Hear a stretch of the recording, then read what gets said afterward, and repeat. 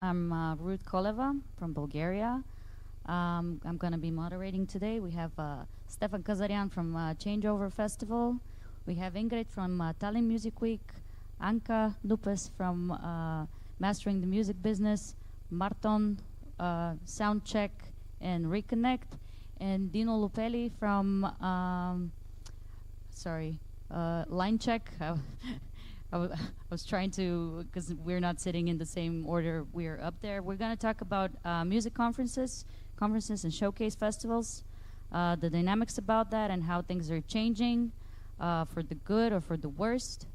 So I want to start first with all of, I think we don't need to have like a very thorough introduction. You probably have heard of most of these events. If you have not, you should definitely check out. Everyone's on Google. You should check out the websites. And I think for artists, it's incredibly important to listen to this panel closely because there are so many music conferences right now, new ones, old ones, many happening at the same time. So you should be very, very smart. You should make your research in order to be to pick the ones that are meaningful, that are good for you, because there's really a lot on the market right now. So I will start with Dino. I want to ask you, since the start of Line Check, what do you think has changed in the world of music conferences? What's changed? There are a lot of music conferences nowadays. We can find different sides and types, and from a local level to regional to genres level. So diversity of music conferences is exactly mirroring the diversity of music and how the music ecosystem is developing itself. So it's I think the music conference is something that starts from the need of getting together and the need of sharing knowledges and the need of sharing visions as well. So what is changed is not exactly the music conferences by themselves, but it's the music ecosystem as it is. It's changed a lot. So the need of understanding how it's changing, the more you need it, the more you need to get connected, the more you need to discuss about it. So we had, 20 years ago, we had a very easy, in a way, to understand value chain for music, starting from production to, printing records and distribute it and sell it. Now everything is changed, so the people is going to be more attracted to different kind of business models around music, and the music conference is actually the answer to this need. And also, if you consider that we had two couple of big music conferences that time, 20 years ago, now we are counting 18 only in the Federation of Music Conferences that I also would like to talk about and to representing it. And the more we count them, the more there are. So there's a huge need of these kind of gatherings, I guess, and we need to think about how to get connected each other and how to focus on common aims and goals, and looking at the way in which they change. Also, maybe looking for specific goals that each of the conference may have. Line Check, for example, in the last years is not, let me say, is not the music conference representing Italy more than trying to get connected innovators, in a way, in the music industry around some values and around some topics like technology, for example, inclusion, and social values. It's only something that the company I represent works on. Thank you. Marton? Because I know you travel a lot. I know you go to a lot of events, and we see sort of focus conferences now becoming more and more popular. So a conference, for example, like Spot in Denmark is sort of exclusively focused on music supervision. And I really like Spot. I think it's an incredible conference. It's probably one of my favorites. But there's so many starting to just focus on a specific part of music business. Do you think this works better? Because there's a, music is developing vastly now with technologies, artificial intelligence, you name it. And if a particular event is focused just on one thing, do you think this is, based on your experience, what do you think really works? Yeah. Hey everyone, it's super to be here. Good morning.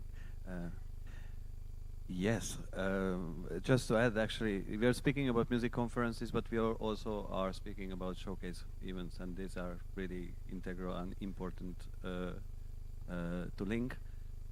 And yes, I did actually massive change, and I think it's a change for the better, because when there were just very few you could get, and I think many of us were already absolutely bored of like legendary whatever dinosaurs bragging about how it happened in 70s and then the same big speakers were going around, and like these two from that point getting it to a very narrow focus conference, because you cannot have really big conferences anymore. I don't believe in the really giant massive one other than the few that we know, like Eurosonic, for instance. You can see how Midem changed totally, and we'll see what comes out of it. And even Midem was a really good example at the time, where you could say exactly this, that sort of like a disappearing scene, or the whole recording industry is breaking down, and you see how it's like, you can see the writing on the wall, but people still like trying to get the memo, still being there and still doing the same.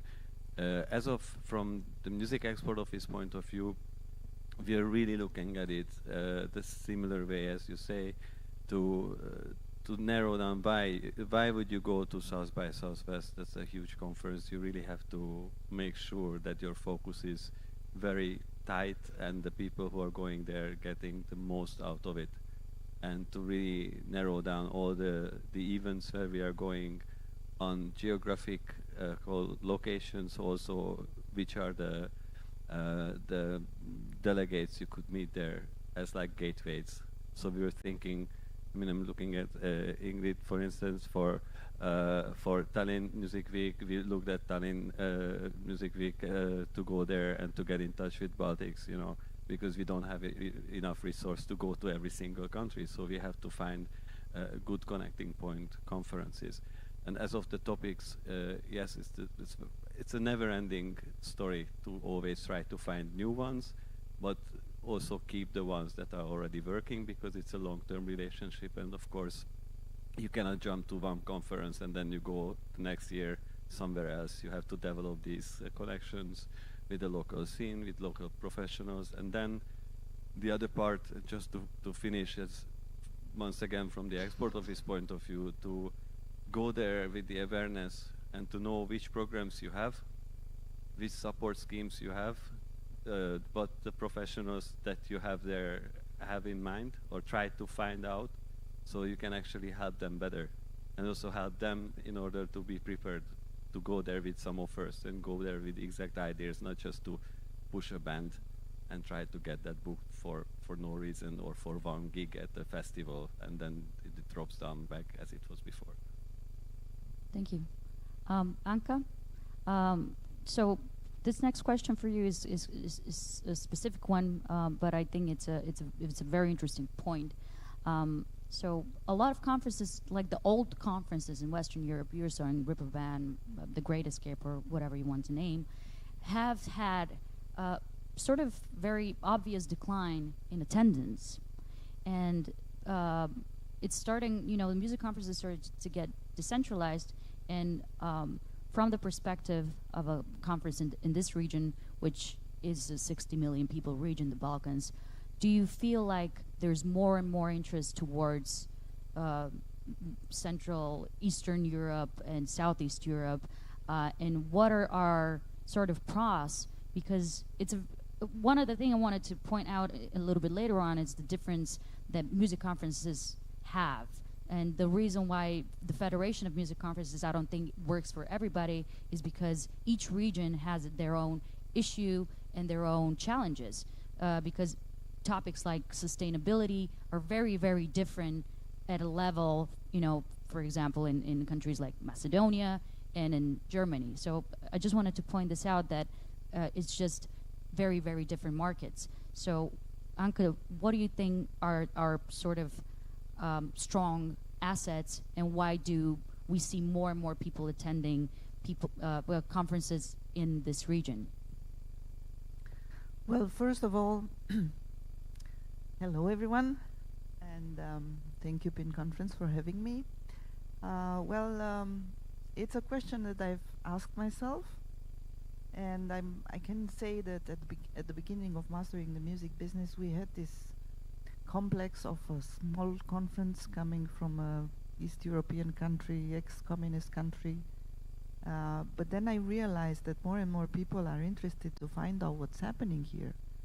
It's a vast region. I mean, you said Balkans 60 million, but Central Southeastern Europe, we made a calculation, it's a market of 140 million people.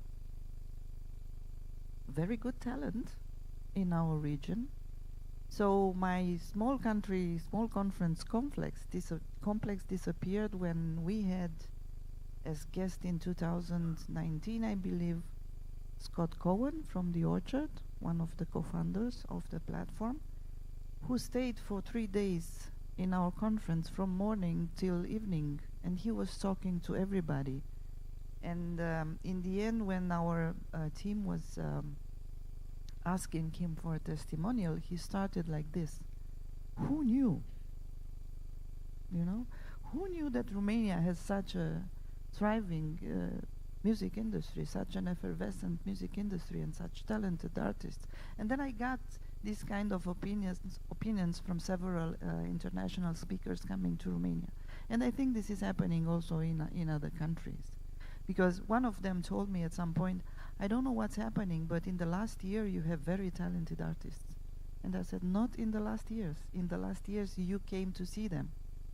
You had the opportunity to see them, but they were always talented. So this is what happens in our side of the world, and I think they've started to discover us and to discover new markets first, effervescent music industry, good professionals, and great talent. I completely agree with that. Ingrid, talking about talent and talking about artists, it's very hard for artists to choose. It's an investment. So first of all, we need to be very clear about this. The most showcase performances are an investment for the artist or for the export office. Many countries do not have export offices yet. So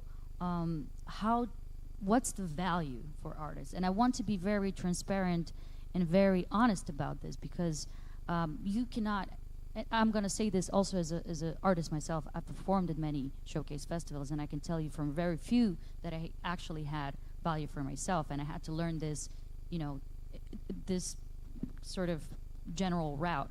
So what should we tell to artists when they want to perform at showcase festivals, and be very clear about the process? Okay. When it comes to Telemusic Week, let's make a specific case. Then Estonia is a nation of million, and we're catering firstly for Estonian talents and industry professionals, Latvians, Lithuanians, and also Nordic countries. But of course, you know, when you come from Estonia, say you're an independent artist, you just had, you know, released maybe something on SoundCloud or TikTok or whatever, you know, puts out your first EP, and no publication will cover it, say, if you're an independent artist from Estonia. But there's a chance to get covered when you perform at Telemusic Week, because we have about, you know, this year we're aiming to invite around 1,000 international delegates. To book about 1,000 delegates, including Estonians. So it means that, say, we'll have maybe 15 journalists from the UK. Maybe, I hope so, 3 journalists from the Balkans. And this is only I'm talking about press right now because I'm the head of PR. But it comes to booking agents, managers, etc., etc. So there's a chance to get noticed. Or that's about artists, but the way our showcase festival works is every showcase night is presented either by some local label or festival, so there's a chance for them to get new connections and to promote themselves to international audiences as well, etc. Yeah, so I don't know if I answered your question, but that's about it. Digits mean something. Yes, Because when there are 30 sober or drunk British journalists circling around, there's a good chance that you may end up as, the next big thing, at least in one article. And if you're like a classical festival review, but you have to be smart, you have to follow up. Because if somebody called you like the next big thing coming from Estonia, note it down and approach the very same journalist when you're putting out your next EP. You may get reviewed, maybe. Okay, but it is sort of, I think it's very fair to say that as an artist performing at a showcase festival, you should not expect that anything is guaranteed. No. That suddenly No, you'll you be should not. in whatever Estonian Mhm. media, or you should get into the Estonian playlist. It's a lot of work, and you should, like artists, should be putting this work. So when you go to perform in Estonia or Bulgaria or whatever you want to go, make a research, contact people, send your music to radio, TV, and don't have expectations that suddenly things are gonna work out. I wanted There's no to share need this. to fill some eager act slots if you're not up to that task. If Okay. you're not hungry enough. Okay. I completely agree. Stefan, I want to ask you a particular question about the delegates now, because having 100 conferences a year that people are supposed to attend or want to attend is extremely exhausting. It's not just the travel itself, but when you look at a schedule at a music conference, you have panels, you have workshops, you have sessions, and then you have concerts that delegates are supposed to and want to attend that go throughout, late in the evening. So it's extremely physically and mentally exhausting. So how do people cope with that, and how does this really work? Because in the rest, in general, like, we're all people, we are human. So how does this work for the delegates, and how did they make a decision how to cope with this? Well, first of all, I have to mention the fact that, like, our festival, I try not to call it Showcase Festival. I had this conversation a few years ago, I believe, with Andras from Ment, and he kind of told me by secret that the word showcase is not sexy anymore. And it's true. I mean, if you're Tallinn Music Week and you kind of, you're this, you were a showcase festival 10 years ago, and you kind of stupid not to be it now, but yeah, new music discovery. What? Okay. Well, I'm so, and I mean, our festival is just 2 years old, and I kind of tried not to use the word showcase and conference, because they are not that cool anymore, especially when you're, like, oh yeah, we're a conference, we have 30 delegates. Yeah, in front of some other people that have 1,000, it's a bit naive. So we try to call it just like a festival, and a low-budget festival, let's call it this way, but cool. And about the delegates and why they go, well, I mean, I really, the word exhausting was really spot on, like, for example, I've listened to a lot of good music yesterday, and I feel exhausted today. how uh, how they decide. Well, to be honest, I think that it's a very sporadic thing. I mean, of course, we all listen to some music and have certain favorites, but the best stuff I've ever seen at festival was by accident, because especially when we're talking about like young bands, sometimes they're really bad in recordings. Sometimes they are not exactly what you're expecting. So,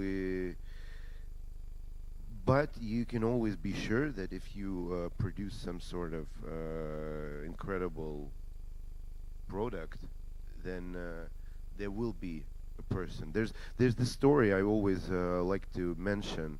At Tallinn Music Week in 2017, there was a bunch of good bands playing at the same time, and the poor band Short Paris was playing in like the wrong place at the wrong time, somewhere God knows where, and no one went there except Ivan Novak from Laibach. John Robb, that's where you get it all wrong, because you're big stages. They're even not showcase stages. They're catering for local audiences. They are the ones that have to sell, and I value every delegate who finds the farthest nooks and corners, because of course the coolest acts play there, and everybody should know that. Yeah, you're absolutely James right. Miner said something. James Miner, the head of music at South by Southwest, said something very smart to me a couple of months ago at a panel. And he said some big name, doesn't matter, played in a very sketchy, small, shitty venue in Austin, and there were like 5 people in there, but 3 of them were like really spot on, the right people for this artist. One of the biggest names, I don't know, it was Adele or something like that. So I do agree that sometimes it doesn't matter. An artist is an artist. If they're good at what they do, it might be really a shitty, small place somewhere. If they can deliver a good performance, it is important. Some acts, and you're also right, Stefan, that some acts that are very visual, or they have a lot of like, the effect is part of, it's like the performance, it has like other elements. It is important where they're set in. I mean, yeah, absolutely. And like, for example, our festival is definitely not based on some incredible famous names. We try to put the proper artists in the proper venues, so they would look good there, so they would manage to, show. No idea, because I went to the other venue, but the right people were there, and it helped them build a career. And there's a lot of examples like that. I also remember like Maria Minerva performing for like 2 people, but these 2 people were like the right people, like me and someone else. I don't remember. That's how it happens, and this is what actually what is the difference between showcase festivals. To be honest, like it's the same stuff everywhere. I mean, yes, some showcase festivals have headliners, some don't, but pretty much it's the same bands every season here and there. But the difference is the atmosphere and the venues, the timing, and that makes a difference. I do disagree with you here. I don't think it's the same bands everywhere. They might be. I mean, of course, it's not exactly the same. But If you're counting Tallinn Music Week and Eurosonic and Reaper Band, then yeah, there might be similarities, because there are sort of ways that people analyze what is like the next big thing. But as I said, Spot, and I would like to give it as an example because I really like it. You would hear, like, I heard people that they're not anywhere else, but they were incredible. And it's the same also, in the regional ones here in Macedonia and in Bulgaria and Serbia and Romania. You can like because many artists here from this region are not booked to play at Eurosonic. They're not booked to play at Tallinn. They're not booked to play at Ripperband or anywhere else. Of So- course, but I'm and not, you're also here. You know this. I mean, I'm not the person who invented the term, oh yeah, this band that plays on all showcase festivals. I didn't invent it, but there are such bands. And Yes. they travel from one to another, and here it goes, which is not bad. They're doing the right thing. And the more you go, the more, first of all, it's just a good experience, you know. Second of all, in different places, there's different people because you know, of course, there's also delegates that travel from one showcase to another, but kind of they are different. So, yes, showcase festivals are different. I mean, there's good ones and there's bad ones. I'm not gonna, you know, mention which ones are good or bad, but they kind of exist. And but still, I'm getting to the from what I started. The word showcase is not that cool anymore. Even like showcase festivals try to be still festivals, which is good because I mean, even showcase festivals are first of all made for the people, for the audience, and they kind of make the festival and the atmosphere good or bad. I mean, yes, there are showcase festivals where there's just a bunch of delegates and that's about it, but it's kind of miserable, you know. Well, there's like, you know, there's basically not one size fits all thing. It's exactly what we were speaking about. And also, if you're an artist, you have to, and that's exactly what the export office and management's roles are, to have a strategy, pick exactly the showcase festivals that you want to go, why you want to go, and that's the first, and that's the other thing from the festival or conference organizers as well, that it's based on your own strategy, exactly narrow down who are you pitching, what are you pitching. For instance, we have this really small, our beloved event, Reconnect, which is not a showcase festival, absolutely not. It's basically, it's much more of a conference and a meeting point, and even the idea was that it has like, let's say 60% local topics, very much focused on management and helping and education, and the other part of bringing venue networks together. So it's a collaboration of the city venue network with 14 venues, and the important part there is that Reconnect goes with Batch. Batch is a city festival. With one ticket, the usual thing, you visit all the venues. And now is the programming part. The programming part is that we are not programming it, the venues are programming it. And we discuss to have some slots kept for artists that we are able to pitch them, but still the venue will decide. So when you're going there as a professional to see the band, and that's the second thing which we know that many of the bookers or promoters would go there and they would see the band. They want to see the band more times. If you really want to engage, you want to see the band more times. And one thing, of course, how you as a band are able to operate when there are like 7 people, 4 of them totally wasted and drunk, and 3 of them laughing in the corner. And then to find out of these 7 who were the ones that were actually made some real value by the end of the whole story. And then you have to be prepared as an artist to have this. And then the other part which we wanted, because we didn't want to have another showcase event originally, it was approached by the city when we started to collaborate, is that we saw it as a strength to bring professionals into this event and pitch them the venue and the band when it's actually working, and to see how it actually could work if they book the artist. Yeah. I would also like to add, because you said it's an investment from the bands, and it's true. So we respect that, and we try to help them as much as possible to make the best out of our showcase. For example, we organize online sessions with them beforehand, just to explain them how to work the festival, and we take this opportunity to meet them and to encourage them to come to us every time they want to meet somebody. And if they don't have, you know, enough courage to go to that person alone, then we take them to that person and we introduce them a little bit, and then we organize this speed meeting sessions for the artists and the managers, so they can have this first step of connecting with the people they would like to try and do something with. And we are a very small showcase festival. There are only 18 bands performing because we have only one venue, and we want to keep everybody in one venue so they all get the opportunity to be seen.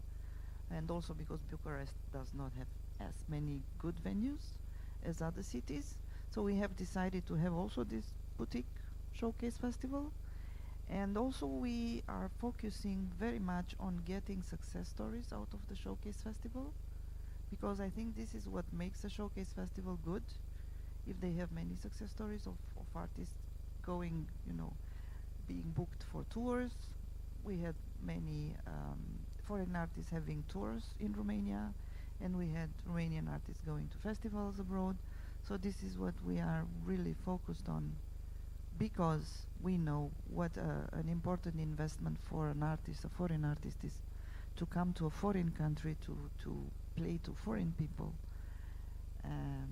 Yeah.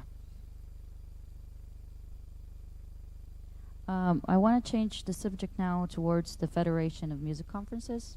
And in the blurb of the panel, I'm actually going to start again with Danka. I wanted to ask her about it first.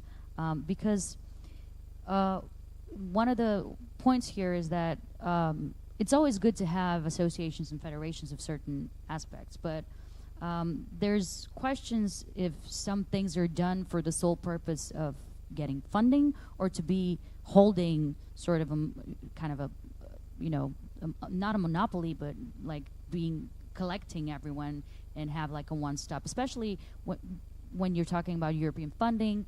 It's always, I guess, easier to have like a one place to connect with all the labels, managers, conferences, festivals, generally speaking. So Anka, I want to ask you, if we're talking about federation or association, what I pointed out earlier is that many of the conferences in this region, or you can even say in other places, have different needs and different, they're just totally different regions with their own aspects and their own specific topics and level, I guess. So do you feel that getting sort of aligning with the rest of Europe is helpful for you, for example, or if it's something that it's not? Well, I'm representing organizations that are part of two big networks. I'm the executive director for IndieRO, which is the Indie Labels and Music Publishers Association of Romania. So we are part of Impala, which is the European organization, and WIN, which is the global organization. Then with Raw Music, which is the organizer of Mastering the Music Business, we are recently have been included in EMI, which is the Export Offices organization, the European one. So I think it's a good thing to be involved in such organizations and networks, because you can connect better with the other companies that are doing the same thing, labels or export offices and conferences. Now there is this new federation in the making, or in the growing, because it's already made, and it's very important to be able to see at the first glance what that this brings to the table. I mean, I know Impala, for example, is lobbying a lot for everything happening in legislation changes at European level, and now is lobbying for to fight with the new Spotify rules of distribution. Yes, and Artificial so on Intelligence and so on. Act and all of that. Exactly. So that's kind of, they're very specific. Exactly. Yes. Then EMI is doing all these trade missions all over Europe, visiting countries, getting the export offices to know the countries that they didn't know so far, and giving them the opportunity to introduce themselves to everybody. So it creates a really good connection between the members, and it adds value, and it's important. So I think, yeah, this kind of networks and umbrella organizations are really important if they really bring something new and they add value to an organization being member. Okay, thank you so much. And Stefan? I mean, I would like to be part of some organization, club, whatever. I mean, people tend to like that sort of stuff. The question is, what's it all about? It's about let's all be part of something and distribute European money. Great. I would, to be honest, want to be part of something with festivals like we are. I mean, we're some sort of punk festival. I mean, punk globally, global punk. I don't know. It can be jazz or whatever, but Punk is a mindset, right? yeah, absolutely. And I would love to be part of some organization that has festivals like we do, and we can meet once a year, get drunk, and exchange bands, music. Because you know, no matter how great Spotify is working, there's always some band on the other side of the world that you don't know.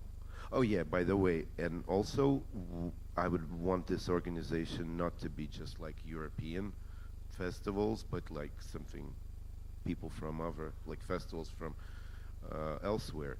And that's important because like in Asia, it's all these like Southeast Asian festivals, in Europe, European festivals, in I think only in America they don't have American festivals. They kind of look globally on things, which is good.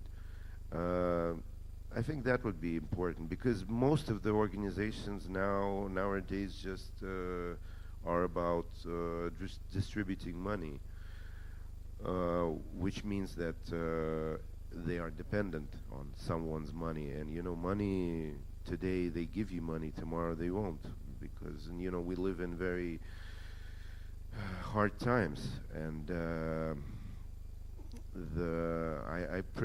I unfortunately believe that in the next few years, most of the festivals, showcase festivals, that we know won't exist because they'll be making tanks, unfortunately, instead of giving them to festivals, money to festivals, which again puts gets me to the point that let's not be so much dependent on like this showcasing, but let's showcase music to the people and them buy the tickets, because that brings independence to us. I like the point of independence, and I'm not agreeing with you completely, but I mean, think I don't know. I mean, when I say I think that Yes, they will yes. stop giving us money, I have no idea. I truly But, believe that there is such people a- should work in a way that they can be self-sufficient, because,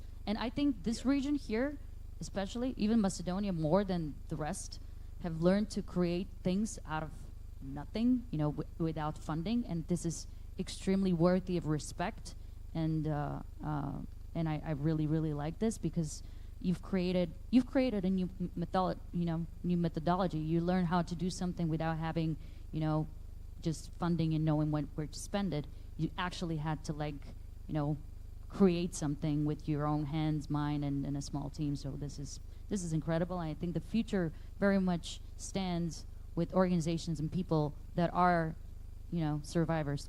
But going back to the federation, I want to ask Dino to present us, to tell us more. What is the organization doing? What are the goals, and why is it good? So the federation was established a year ago, actually, as 6 founders with 6 founders, Eurosonic, Rapperband, Mama, HAS, and Central Eastern Europe Conference, which is something was developed that time. The reason why we were doing that was like a very long discussion during COVID, started during COVID, about doing something together at the European level. We did it as Music Innovation Hub with a network of music tech incubators, and we did a huge hackathon trying to solve some problem on how to go live with a different business model. And it happened that at that time there was a tender by the European Commission that we applied as a consortium about these 10 dialogues that we are running on.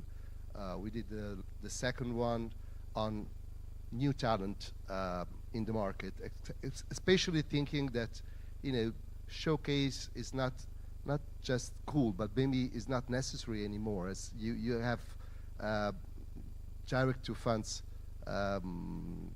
attitude. I don't mean that we don't need stage for new talents. I need that we need to find a different way, maybe not only to call them, but also to show them. Federation is growing quite, I think, in a good way, in a healthy way, in an organic way. Now we are 18 members. There is a new big gathering in Eurosonic. We established that each of the federation can also host federation. Each of the music conference can also host, of course, a meeting within the members, new members, and establishing some new rules. So we have 2 round tables, which are actually working groups that are already working on the development of the federation itself, and the other one on content development, which means, for example, we launched a poll about the topic of the year that we want to bring all over the conferences in 2024. This is going to be established on the 10th of December and be launched in Eurosonic. This, for example, is the way in which we want to work. We don't just want to be a lobby organization. We are not only European, there is also a South African. Sorry to interrupt you here, but I want to ask a question. Why would you need 18 conferences to have the same topic? Why would the delegates go to all of these conferences to listen to the same thing? Because the topic we are going to choose, for example, we are pulling on 3 different topics, for example, are ongoing. If you talk about something that you cannot really define in just one conference, maybe you can have different, you can have different results or whatever, different approach on the same topic, conference by conference, and the idea that the federation is going to be also a place where you can find the results of this specific topic. So once you collect for the whole here, let me say interviews or papers or whatever around a topic, maybe you have a collections of something. This is related to the idea of... sorry, you have one topic at 18 festivals, but everywhere there's different speakers? Of course, each of the conference can or sometimes they I mean, one are of the same. Of course, the way in which we are working gives us the possibility also to share some ideas about who is going to speak, where and when, for example. Getting together, that's another option. But the idea behind this, I mean, I'm developing that specific working group. So the idea is also to be a bit more self-sufficient in terms of, it's a vision. Because the federation itself, I mean, we all produce so many talk about different topics, sometime good, sometime very relevant, sometime not, you know. So the idea of being like a repository place where to find some interesting conversation or interesting interviews can also avoid the idea of doubling all the time on the same topic, starting from the same point of view and doing it again. So in a possibly future, if we work together, maybe we can also release something that is more concrete, like, for example, recommendation in terms of policies or for the industry or whatever. So it's the But three. I'm sorry, but that's what makes it different, for example, Impala as an organization. You made a very good point, and I really love the work Impala and Win are doing, by the way. But this is something that is sort of standardized for something that is generally standardized throughout the whole indie sector, for example, for music. But for conferences, again, it's just very, there are so many different layers in places. So how do you see this? I mean, you're not forced to do that if you don't. No, I mean, I'm not. No one it's- is for. I know no one's forced, but that's what I'm. The problem is, I want to understand, and I hope also everyone who's listening can understand what is this. What does this mean? What does this mean? What? What does this mean to work on a topic of the year? Something? No, the policies, the standardized policies, for example, because you mentioned that it's going to sort of be like a I mean, like for a guidebook or something, right? the good thing about network is that to understand better them, you have to be inside. And what was our decision in federation was not to apply any fee, for example, nowadays. So you can be part of our meetings just because you are a music conference and you are inside some rules, and which are very simple. You can see on the website. It's very open, and you can participate and you can take discussion and decision together. I mean, sometimes I feel like, okay, you establish an organization that wants to be like something bigger than your personal entity, and people look at you and say, oh, these guys are doing something bad because they want to keep something. No, we don't want to keep anything. We want to share, as well as the idea of creating a music conference instead of a commercial festival. I think it is itself a very specific decision. You know, I work for a social enterprise. This means that for me, music cannot be only a way to sustain my salary and the salary of the people that work with me, but as certain value behind it. So you can have differences in terms of the business model that you have, in terms of the coolness you want to put in it. Linecheck as well is not open to showcase. It's more like a curated thing. We don't have many art, but this is something that stays with the way in which we want to curate it. It stays with the way in which we want to put this into our ecosystem, you know? So the federation is quite open. I mean, it is so much open that we add all the time members to our working groups, and the people activate, and the people are sharing the information they have. I think it's a safe space for everybody now to get in. This idea of sharing the topic of the year, it's something that creates among the members maybe an interest, or trying to focus on something with different. It's a bit of a challenge, you know. It's a bit also of a challenge. Of course, at the moment there are 3 different topics. I don't want to. I mean, I can also share with you the 3 different topics and see what's of your interest, for example. But let me say, my proposal is to, for example, to have in each music conference some new figures, people, or model to show. This means giving space not for people like me in the industry since 32 years, but maybe looking for some fresh and upcoming formats. I don't know if this is going to be voted because it's 3 different options. This is only one. But this gives for you the possibility, in my mind, in the end, after 1 year, to have at least, I don't know, 100 new people and new professionals to add to your music conferences to listen to. The reason why I think the music conference is important is also because it's a space where we can listen to each other problems and scopes. And as I see networks like IMI, like we are there, are going stronger and stronger the more they are together.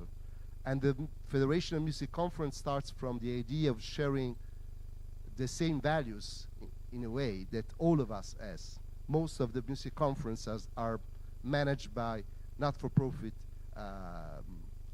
entities, for example.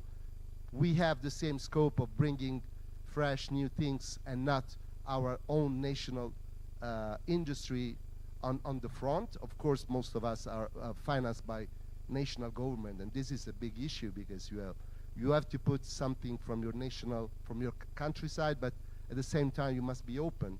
So those are issues that I think we are going to face in a way, not to solve maybe soon, but it's a process that I really like to see how many people nowadays are involved in this and are taking part of this slowly growing association of people that share the same goal and the same values.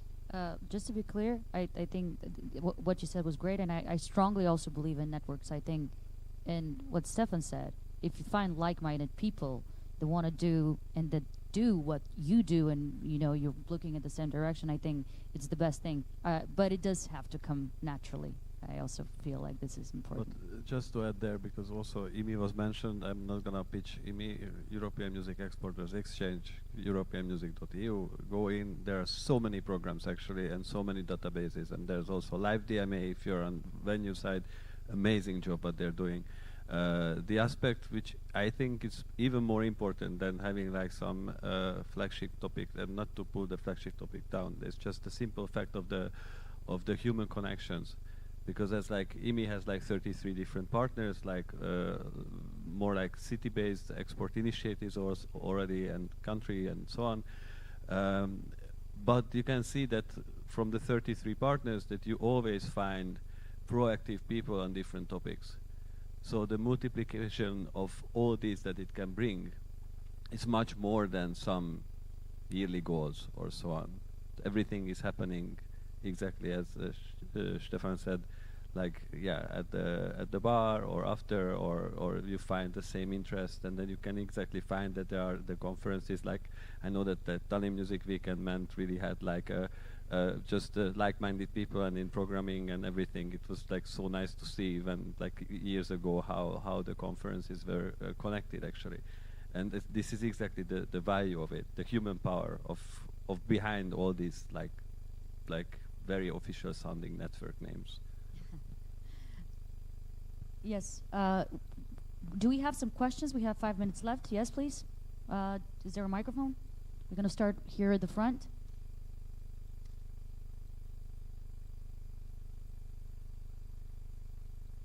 Sorry. Yes, and then is Nick. Hi. This is Oriol from Markadovik. I would like to, it's not just a question, it's just a reflection or a perception that I have, is that there's too many showcase festivals, and I think that maybe Dino said some of the organizations, they don't look for profits, but I think that it's quite abusive from our side for musicians that they to invest for come to or showcase festivals, and that we all live better than the musicians that we have in our showcase festivals. And I think that about that term of business, that maybe we are doing business reducing some of the costs of our festivals. We say that we have showcase festivals, but sometimes they are festivals and we are not paying to musicians and asking them to invest for coming to the festivals. And right now I think that with that big amount of showcase festivals in Europe and all around, maybe it can be quite confusing for all the emerging musicians in order to understand where, if it's interesting or not. And I think that federations or networks or associations would be good to think about how we deal with musicians. If it would be ethical to pay a minimum per musician or don't, or give some facilities, that kind of topics, I think that it would be important because I don't know, we are doing business, we are living better than the musicians that we have invited, and I think it's something that it's nice to think about. Sorry. Well, I agree with you, and because I'm also a musician and I do run a music conference, we are so much focused on the artists. We are completely artist-oriented, and I think people should be. well, first of all, who said that you live, that we live better than you? You can't live worse than I do, so pretty sure that you live better. But like, actually, like it's a decision that every festival makes. Like, for example, I wanted to, like 2 years ago when I was starting Changeover, I kind of wanted to do it like the proper showcase way, artists apply for grants and come over, and I decided to start with. Then the first band I wrote down was this band from Poland, Shikse, and the first thing they said to me, we don't take money from the state. State sucks. And I was like, oh shit. So that's already what, -1 good band? And the next band I called was a Macedonian band called You, and they said the same thing. And I was like, that's -2 good bands. And I decided just to pay everyone, but not much. Well, it's a position that every festival takes. I mean, some festivals. I have to say. Well, yeah. Sorry, I Yeah, gotta yeah. cut you off. Do you want to say something, because we have time for one more question? I agree on the fact that we need, once the federation is established and we have a place where to discuss about how the rules, internal rules of the organization is. I think the self-regulatory things is one of the most important thing to do within the organization that work on certain purposes. So I completely agree. I mean, it's also a question that depends festival by festival, but that something may happen if you have the entity that were to discuss about that.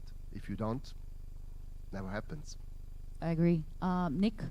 I wanted to just, there's actually a lot of points I could say, but I'll try and limit it.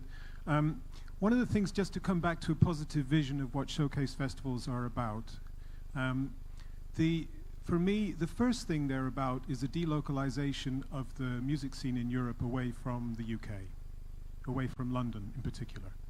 And I think that transformation has made considerable progress in the last 10, 15 years. And there were some pioneering showcase festivals like Tallinn Music Week, obviously Eurosonic, Womex, etc. And since then there are many more, which is great, including in countries which previously never thought of the idea, like Bulgaria. And I think that that has shifted to some degree. It's now easier for an artist who is not London-focused or even US-focused to build a career, to be able to play concerts throughout Europe, to develop outside of their home market, which very often is too small to sustain a professional career, or semi-professional career, or any kind of career. Obviously, if you happen to be French or German, you have a big home market and you could just live from those markets. But if you're Macedonian or Bulgarian or Serbian, that's not real, mostly, with few exceptions. So the showcase festivals for me have a very, very important. And I think the idea of a showcase is primarily professional. So in other words, who are the people who would go to a showcase festival to see new artists?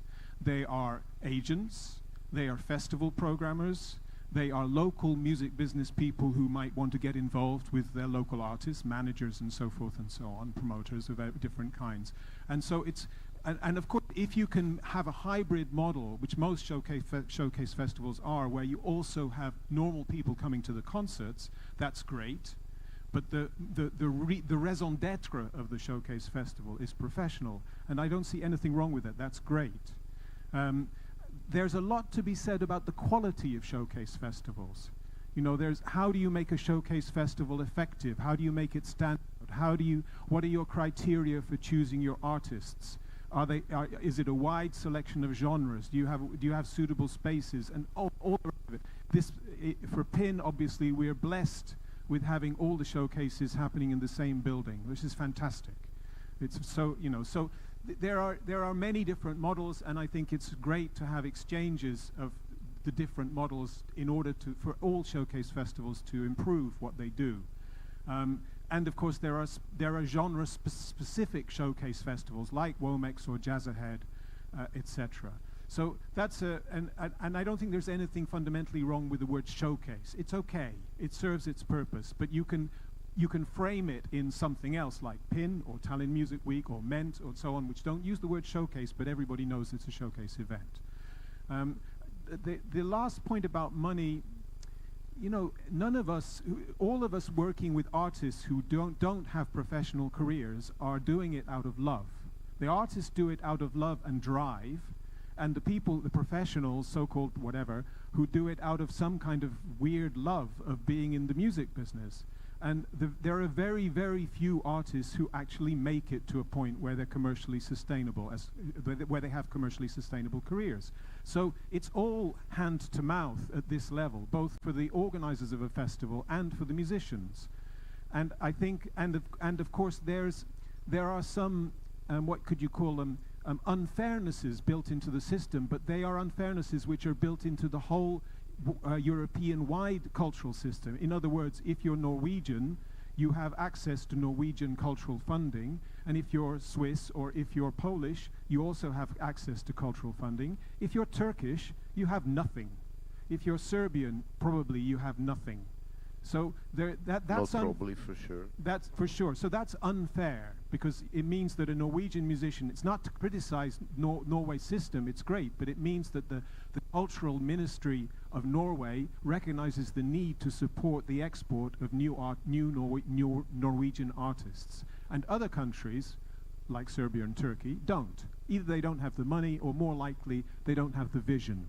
And then it's initiatives like Login's initiatives here, with PIN, where he just did it, and then goes begging for money, and he succeeded to some degree to show that this is an important thing to do. It helps local artists, it helps Macedonian artists play outside of Macedonia, and so forth and so on. So I think this process is inevitably constrained, compromised, unequal, but not to do it would be much worse.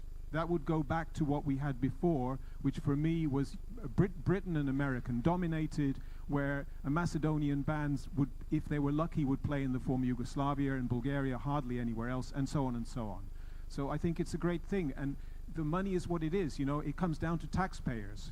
Who somebody has to support culture, and that's a political decision, both at a European level and at a state level and a municipal level, and so on and so on.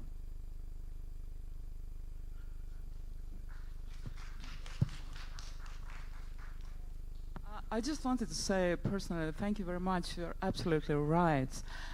These so-called conferences and showcases, however we choose to call them, they have helped us, especially music industry talent from the smaller regions, to develop and show off our local identities. What is really happening, and maybe even speak about, let's say, the term world music. Is it obsolete or is it not, from our perspective, not from the perspective of, I don't know, Peter Gabriel's brother? May I say just what, I mean, we need to start thinking that the music sector is not just artists and agents, it's not just only about touring. We have a very different and various professional nowadays. We have developer, we have technologists, we have it's much more complicated than just to reduce to showcase a band and let them tour around.